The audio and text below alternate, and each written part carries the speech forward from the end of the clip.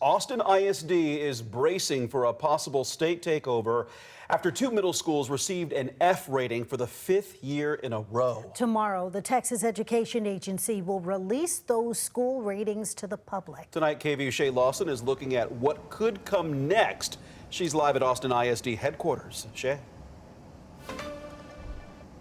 Well, take a look. That meeting is still happening right now. They just got back from a recess, but just moments ago, district leaders discussed the failing ratings at Burnet and Webb middle schools.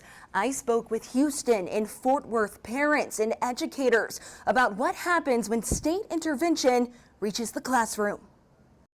For Daphne Halfacker, the fight against a possible state takeover has already started. We need support, not control. Dozens of parents rallied Thursday, fighting to keep Austin schools independent. We can work together to protect them from the harm that the state is inflicting on districts like Houston and Fort Worth. Houston Federation of Teachers President Jackie Anderson says educators quickly felt the change after the state took over Houston ISD in 2023. Teachers were demeaned in their classrooms. There were constant interruptions. The entire system is chaos, confusion, disruption, and a total destruction of the education environment.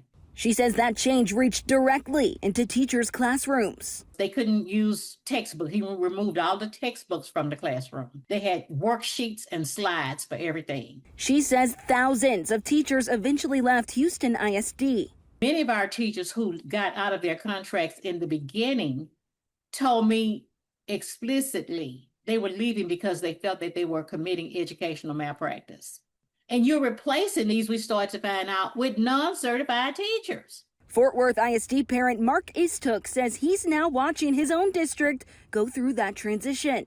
And although the school year just started, he says he's already hearing about changes inside classrooms. Teachers following a set script that they can't deviate from. I think micromanaging of what happens in the classroom, whether it is which direction the students face, how the room is set up, how the teacher's allowed to conduct. For those who have watched state intervention unfold, they say get involved before it's too late.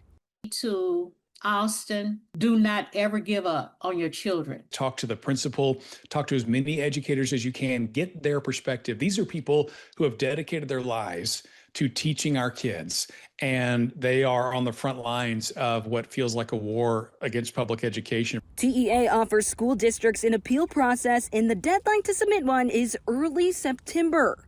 So for Austin ISD, the ratings may be in, but what comes next is still unfolding. The Texas Education Agency has not announced an intervention for Austin ISD. KVUE did reach out for comment, but they were unable to provide that at this time. Of course, we will continue tracking what happens next once these ratings are officially released.